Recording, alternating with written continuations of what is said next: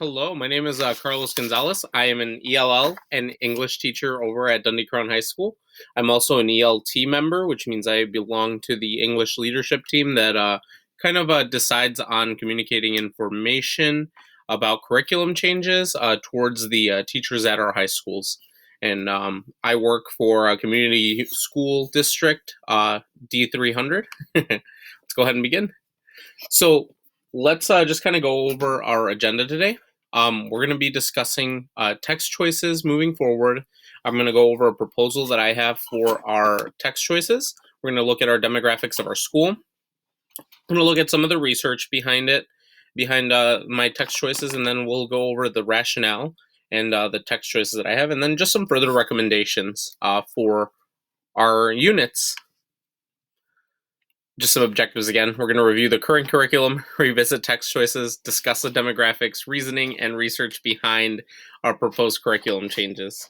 Oh boy. Let's go ahead and get started. Sorry, my cat just ate a French fry. So this is my proposal. This is from the Dundee Crown High School ELA 11 educators. Now, I want to stress that this proposal is very much focused on English 11. However, I would like to propose these changes for all four high school ELA classes. But again, this is just very ELA 11 centric. So I do want to start off with that.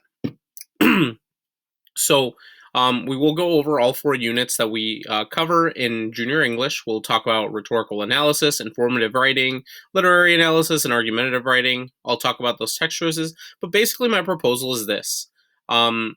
What the English leadership team at D300 should seek to do is integrate culturally authentic texts which appeal to the students in our ELL and ELA classrooms by providing texts that are representative of Hispanic and Latinx cultures for students who find themselves in these classrooms. As an extension of this proposal, the ELT should also consider moving in this direction with the 300 level ELA classes. Now, let's talk about the reasoning behind this. Again, I said that this was very focused on the ELA 11, and it is also very focused on Dundee Crown High School, as you'll see based on our demographics here. So let's start off by looking at our high schools. I have all three of our high schools labeled here.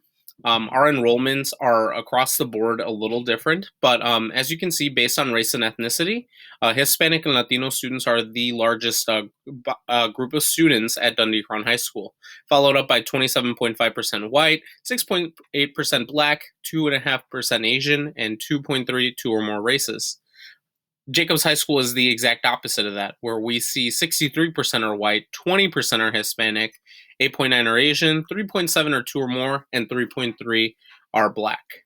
And then Hampshire High School, on the other hand, we have 62% white, 22% Hispanic, 8% Asian, 3.2% black, and 3.9% two or more races. As you can clearly tell, our makeup of students is so different based on each building, and we still should seek to make sure that all of our students are represented in their texts. And this was just taken from the Illinois report card. Now let's talk about our frameworks. Let me go ahead and move myself here. Our frameworks look a little different, but you can see that in junior English, we start off with a rhetorical analysis. We have texts like sinners in the hands of an angry God. We look at the Declaration of Independence. We might even look at some This I Believe essays. And our assessment is the SAT rhetorical analysis, which we give students former SAT essays that were found in the actual SAT. Now, Unit 2 moves on to defining American identity. We look at texts like The Crucible, short stories like Young Goodman Brown, The Crisis, Song of Myself, Self-Made Man, Cask of Amontillado, and we end with a definition essay. Unit 3 moves on to be a literary analysis, so we do read The Great Gatsby. That's primarily been the text that we've worked with, but we've also had texts like A Raisin in the Sun, The Grapes of Wrath, Their Eyes Were Watching God, and The Adventures of Huckleberry Finn, and so on. And that one, we end with a literary analysis.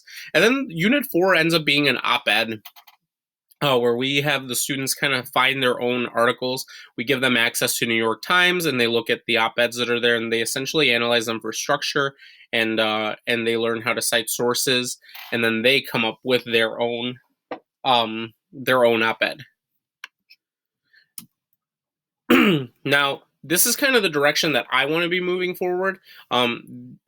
Now, these choices that I'm proposing here are choices that I have found success with in my classroom. This is not the end all be all, but again, I do just want to talk about some of these texts that I've provided here. So, for example, for quarter one, I use a lot of speeches that still have to do with the United States of America because we do have a focus on American literature. However, I try to have them be a little bit more modern, and I try to have the speakers be a little bit more diverse. So, for example, I have Barack Obama's speech about a more perfect union. I also have Representative AOC and her remarks against Representative Yoho. I do Andrew Yang's speech, "The Kids Are Not All Right." That was one that I used this year. And then I also have a speech from an undocumented student, a dreamer, at the Indianapolis Women's March, Sandra Rivera. And those have been so fantastic to have my students read the transcripts, listen to them, and just kind of see what's going on. Now, quarter two is where I feel like I had the most invested writing. These are texts that I was passionate about and that my students also connected with. So I had the students read from Citizen Illegal by Jose Olivares. He's a Chicago poet. He actually is well known among the underground hip hop community because he actually helped Chance the Rapper write some of his music on his last album. I also have The House on Mango Street by Sandra Cisneros, Tesoro by Jessica Salgado, Cool Salsa, which is just a collection of poetry, Damn by Kendrick Lamar, The Dreamkeeper by Langston Hughes, and then my favorite, The Breakbeat Poets Volume 4, which is called Latinx, and that's a collection of a variety of poets where we see just a variety of texts there, and some of them are talking about identity, whether it be racial, gender identity, or just religious identity, and so on.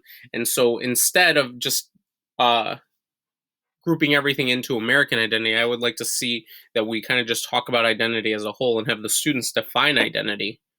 Now, quarter three, I actually found two books that would be beneficial for this. Instead of having the students just write about the American dream and reading, these texts that were taking place in the early 1900s, I actually selected "We Are Not From Here" by Jenny Torres Sanchez, which is a story about a family kind of coming to the United States through the southern border.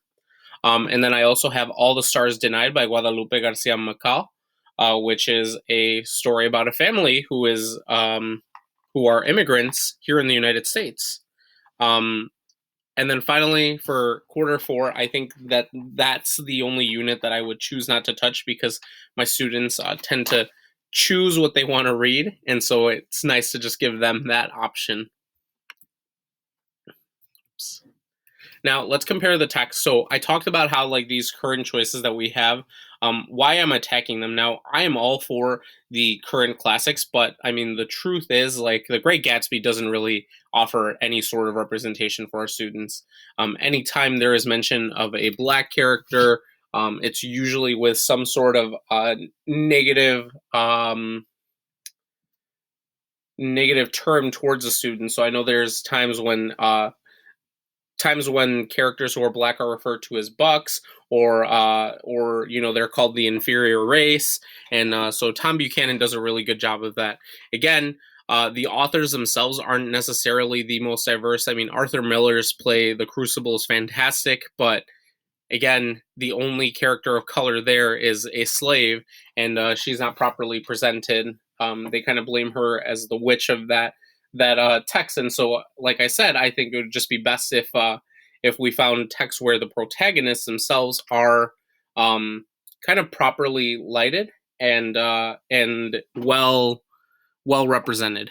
And so The big idea here is that these texts really just offer one centric view of America through one lens, and this has just been an ongoing issue. I mean, we've talked about how certain groups of people get left out of the literary canon, and again, our kids need to see proper representation. So that's really the big part that I would really like to see, is having the students really just see themselves not as a secondary characters, but actual protagonists where the characters have agency and are looked up to. This would just help because the students would be able to just see themselves, and not only that, but students from different cultures would essentially remove that ethnocentrism that is subtly imparted upon our students. Now, if I talk about the proposed text again, I know it's not perfect. I use these because in my classrooms, I primarily have students who are Hispanic or Latino, so I love using the texts that I use, but they work for my classroom. Um, they have protagonists, ideas, and experiences that allow our readers to really just empathize and make those connections with. And and this is beneficial not only for my ELL students who can see themselves in the text, but it also is beneficial for those students who are outside of the tech or outside of those cultures. It allows them to empathize with the characters and the ideas, and um, seeing people from different cultures and races as anything other than caricatures, seeing them as people. Um, like I said, I think we really just should strive towards this because, again, I'll say this from personal experience. When I chose the text, I found that my students were so much more invested in their education and they were providing such meaningful connections in their writing. Um, Again, our text shouldn't be about witch hunts in the early 1800s or late 1700s. They should be about stuff that's going on and relevant in the students' lives. I'll flat out say that Citizen Illegal is one of those texts where I myself, as a 25-year-old man, when I first read it, uh, opened that book up and saw myself in the text. Literally, was like, oh, the speaker of this poem is me, and so I really want to stress that that our kids really just have that opportunity to do that same thing. And then not only that, but I've talked about this a lot throughout this presentation, but just having those meaningful connections outside of the text, from life to text is so important for our kids to really dive in and to have that social emotional growth. And so I really am just proposing that we can move forward with this. Now, just to kind of talk about like the research, I'm bringing this up because I want to stress that uh, the CCBC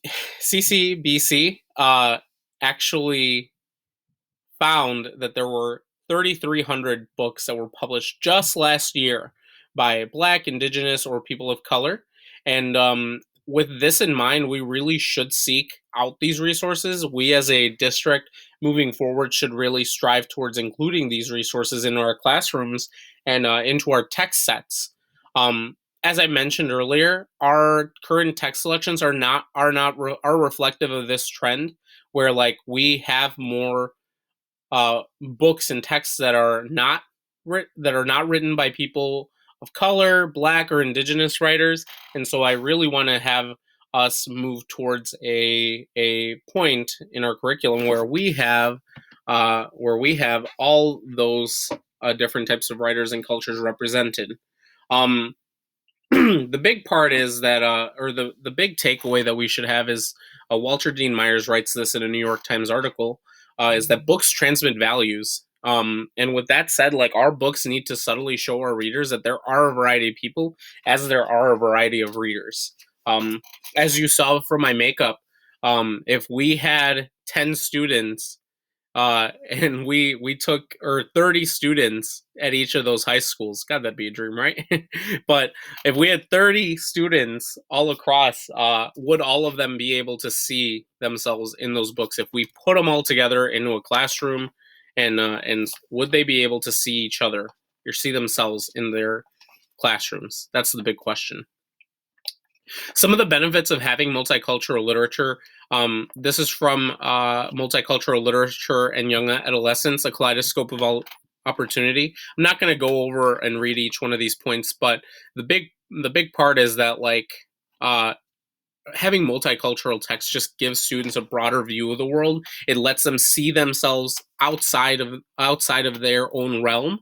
It also allows students to dismantle any biases or prejudices. We talk about how reading is one of the biggest indicators of empathy.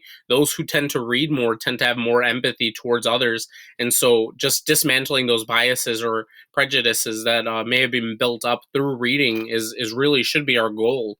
And then the last part is like just having the students be able to see themselves in their work and have that be a part of our curriculum should really be our focus, our mission as a district.